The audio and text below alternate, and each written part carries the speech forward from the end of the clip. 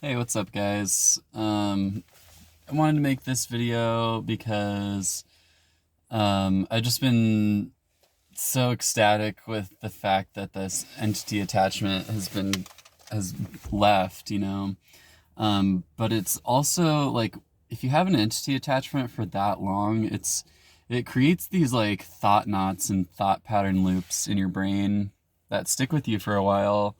Um, and after the being finally releases, the next step is like forgetting about it basically and forgetting that it was there in the first place because you can invite the thing back by thinking about those old thought pattern loops. It gives it like a entryway back in of sorts.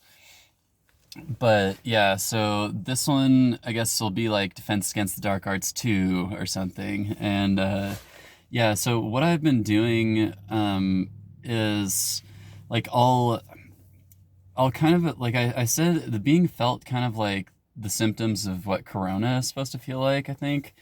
Um and it's like a matter of forgetting that that feeling was even there. And what I would do is because I've felt it come back a couple times, or I'll just like psych myself out and think that it's gonna be there, or it's like I'm just so happy that it's gone, and I'll worry about the thing coming back, and then I'll put it back there again or something.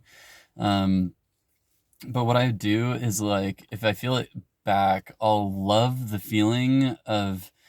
I'll love the knowing that it's gone. And even if like you have a little bit of doubt in your brain, if you can overpower that with love and like I know I love the feeling that it's gone, or I love the knowing that it's not there anymore, then it won't be there. And I've talked about holding energy like in your temples, and that helps a lot too to like slow your mind down and protect your mind from unwanted like telepathic thoughts coming in from lower energies. It keeps your brain waves up in the higher frequencies if you're holding love and holding space right here and letting that seep in your brain. Um, but also when you're doing that, I've found that your the energy field that I was feeling, I was still feeling like very confined almost, and like it felt like it was almost a struggle to keep that energy there and that state of love there. And then like I could still feel that energy attachment trying, or that like those demonic lower frequencies still trying to get in, because when they see a really bright light, they want to invade that space and bring that light down into their realm so they can basically feed off of it. And it's like a feeling that I felt like my my immediate area is like protected, but I can feel stuff on the outside. So what I started doing is like imagining that feeling, or those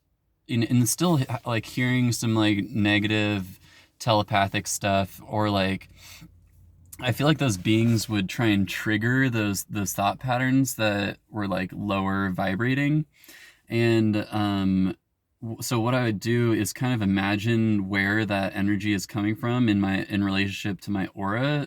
It's kind of like hard to explain, but I would imagine where that energy is coming from, and I would send love energy to that spot. And I would also like kind of spread my energy outwards and into surrounding area instead of like thinking about it being confined in your body. Like imagine it flowing out into the world, and like also and every time doing that, feeling love towards that sensation, and always with love, because love is that energy that scorches those demons, those lower energies, and makes them not want to be even near you because it's uncomfortable for them.